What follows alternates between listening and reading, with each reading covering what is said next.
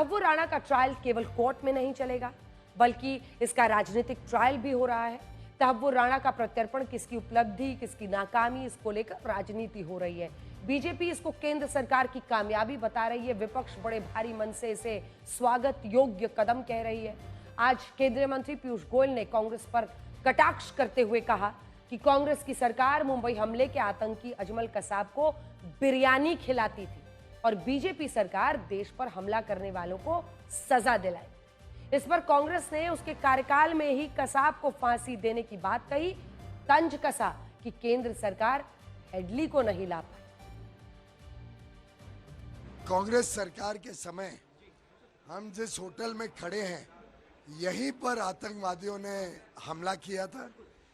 ये होटल पे लोगों की जान गई थी, लेकिन कांग्रेस की सरकार ने कुछ किया नहीं आरोपियों के ऊपर सख्त सजा दिलाने के लिए, बल्कि जो पकड़ा गया था कसब, उसको भी बिरयानी खिलाते थे। ये मोदी जी का दृढ़ संकल्प था कि जिन लोगों ने हमारी देश पर आंख उठाई उनको सख्त से सख्त सजा मिले। और आज हर भारतवासी को गर्व है मोदी जी पर, विशेषकर हम सब मुंबईकर कृतज्ञ हैं मोदी जी के। इस प्रकार की घटिया बातें अब गोयल जी को शोभा नहीं देती। अजमल कसाब को कांग्रेस की सरकार ने फांसी लगाई, तहव्वुर राणा को वो लेकर आए हैं, उसे भी फांसी दीजिए। पर आखिर में जब तक डेविड हेडली नहीं आएगा, जब तक दाऊद इब्राहिम नहीं आएगा, जब तक छोटा राजन को नहीं पकड़कर लाएंगे, जब तक नीरव मोदी और संदेशराज को नहीं लाएंगे, तब तक देश का एक सामूहिक तौर से उग्रवाद, वो इकोनॉमिक हो या दूसरा, उससे लड़ने में कामयाबी नहीं मिलेगी।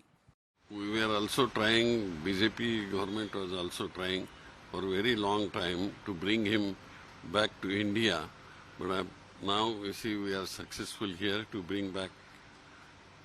And I think National Investigation Agency, now you will fully dig up and work out on this investigation and will give justice to the incidences.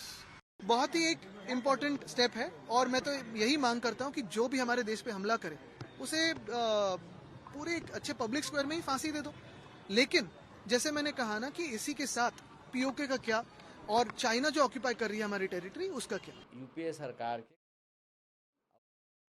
इसमें कोई दो राय नहीं कि तहव्वुर राणा का प्रत्यर्पण भारतीय सुरक्षा एजेंसियों की एक बहुत बड़ी कामयाबी है और ये भारत के खिलाफ काम करने वाले आतंकियों के मन में डर पैदा करेगा।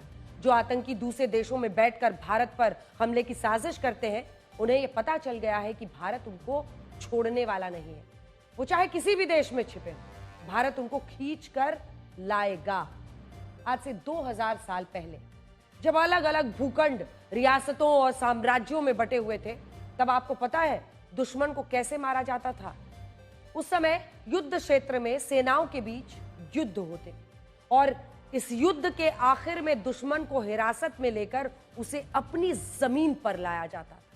उसे पूरी प्रजा के सामने सजा दी जाती थी। ऐसा इसलिए होता था क्योंकि इससे प्रजा के एक एक व्यक्ति में यह भावना आती थी कि उसके दुश्मन को उन्होंने ही मारा है और अपना बदला पूरा किया है।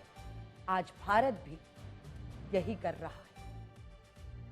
जब भारत की जमीन पर तहव्वुर राणा को सजा होगी तो देश के 145 करोड़ लोगों को यह एहसास होगा कि उन्हें इस राक्षस से अपना बदला मिला है और इससे लोगों में अपने देश को लेकर भरोसा बढ़ेगा। दूसरा, आज दुनिया के आतंकियों को यह पता चल जाना चाहिए कि भारत में कानून के हाथ बहुत लंबे हैं, किसी भी कोने में छिपकर बैठे आतंकियों तक पहुंच सकते हैं। और आखिर में तहव्वुर राणा के लिए मैं एक ही लाइन कहना चाहती हूं, इंसाफ होगा एक दिन, याद रखना तुम।